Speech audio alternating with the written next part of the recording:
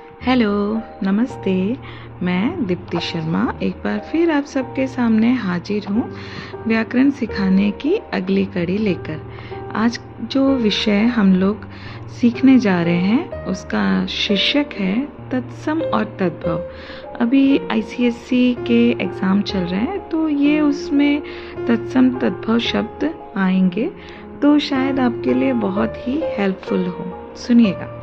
हमारे अंदर जो भी भाव उत्पन्न होते हैं उनको बताने का काम शब्द करते हैं। हम लोग शब्दों से अपने अंदर के भावों को लोगों के सामने एक्सप्रेस करते हैं, बताते हैं। किसी भी भाषा की समृद्धि शब्द पर निर्भर करती है कि उसमें शब्द का महत्वपूर्ण योगदान है। भाषा में लगातार नए शब्द शामिल होते रहते हैं। हिंदी भाषा में आप उत्पत्ति के द्वारा निम्नलिखित प्रकार के शब्द संग्रह देख सकते हैं, जैसे कि तत्सम शब्द, तद्भव शब्द, देशज शब्द, विदेशी शब्द, अन्य शब्द। ये 5 प्रकार के शब्द। अब तत्सम शब्द क्या होते हैं? तत्सम शब्द मूल भाषा संस्कृत के वे शब्द जो हिंदी भाषा में जैसे के तैसे प्रयुक्त होते हैं उन्हें तत्सम शब्द कहते हैं। तत्सम शब्द अर्थात तत् एवं सम के योग से बना हुआ शब्द, जहाँ तत् का अर्थ उसके तथा सम का अर्थ समान होता है, अर्थात उसके समान। अतः तत्सम शब्द का शाब्दिक अर्थ है उसके अर्थात संस्कृत के समान होता है, जैसे आम्र, कर्ण, क्षेत्र, अर्पण, आश्चर्य इत्यादि। अब आते हैं तद्भव शब्द। तद्भव शब्द क्या होते हैं? मूल भाषा संस्कृत के वे शब्द जिनका हिंदी में रूप परिवर्तन हो गया है उन्हें तद्भव शब्द कहते हैं।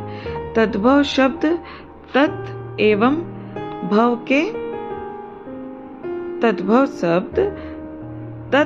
भव के योग से बना हुआ शब्द है। जहाँ तत् का अर्थ होता है उसे संस्कृत तथा भव का अर्थ होता है विकसित।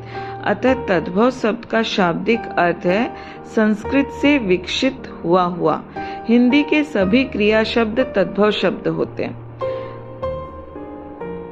तद्भव शब्द ऐसे होते हैं जो समय और परिस्थितियों के साथ अपने अर्थ और उच्चारण में परिवर्तन ले आते हैं। ऐसे शब्द मूलतः संस्कृत भाषा से लिए गए तो हैं, पर समय के साथ साथ इनके प्राकृतिक रूप में अपभ्रंश के कारण इनके अर्थ बदल जाते हैं। तद्भव शब्द 2 शब्द तद और भव से मिलकर बना होता है, जैसे अकाज, कचौड़ी, काजल, चमड़ा, कोड़ी इत्यादि।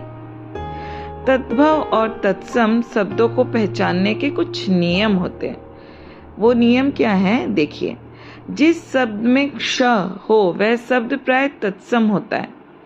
तत्सम शब्द का तद्भव शब्द बनाते समय श या तो ख या फिर छ में बदल जाता है, जैसे पक्षी का पंछी, रक्षा का राखी, भिक्षा का भीख, वृक्ष का रीछ, लक्ष्मण का लखन और लक्षण का लक्षण हो गया है। तत्सम शब्दों में श्रवण होता है जो तद्भव शब्दों में स में मिल जाता है, जैसे साक्षी का साखी, श्रावण का सावन इत्यादि। तत्सम शब्दों में प्रयुक्त हुआ श्रवण तत्शब्द तद्भव रूप में स हो जाता है, जैसे शिक्षा का सीख, शुकर का सुअर, शाक का साग, स्वसुर का ससुर, साप का शराब इत्यादि। तत्सम शब्दों में श वर्ण का प्रयोग होता है, जैसे पोष, विष्ठा, पृष्ठ, पुष्कर, वाष्प, मिष्ठान, मूषल इत्यादि। तब तत्सम शब्दों में व वर्ण होता है जो उसके तद्भव रूप में ब में बदल जाता है, जैसे वानर, बंदर, वज्रांग, बजरंग, वणिक, बनिया, वत्स, बच्चा इत्यादि। तत्सम शब्दों में त्र और री का प्रयोग होता है, जैसे पितृ, पत्र, मित्र, नृत्य, राजपुत्र, रात्रि इत्यादि। तद्भव शब्द और तत्सम शब्दों की कुछ सूची यहाँ पे दे रही हूँ, देखिएगा। मतलब कुछ शब्द आपको बता रही हूँ, जैसे अचरज, तद्भव शब्द आश्चर्य, अमोल, अमूल्य, अंधेरा, अंधकार, अगम, अगम्य, अचानक, अकस्मात, अक्षर, अक्षर, अंगरक्षक, अंगरखा, असीस, आशीष, अमीय, अमृत, अकाज, अकार्य, अजान, अज्ञान, अछत, अक्षत, अनजाना, अज्ञानी, अमोल, अमूल्य, अंगूरी, अंगुली, अंगुली, अहेर, आखेट, अगाड़ी, अग्रवर्ती, अरक, अर्क, अहीर, आभीर, अवतार, अवतार, अचूक, अच्युत, अनाज, अन्याद्य, अंगूठा, अंगुष्ठ, अटारी, अट्टा इत्यादि। आशा है आप सब समझ गए होंगे कि तत्सम और तद्भव शब्द क्या होते हैं। तो चलिए आज के लिए बस इतना ही। जल्दी ही आपसे व्याकरण सिखाने की अगली कड़ी में नया विषय लेकर मैं उपस्थित होंगी। तब आप सबसे फिर से मुलाकात होगी। तब तक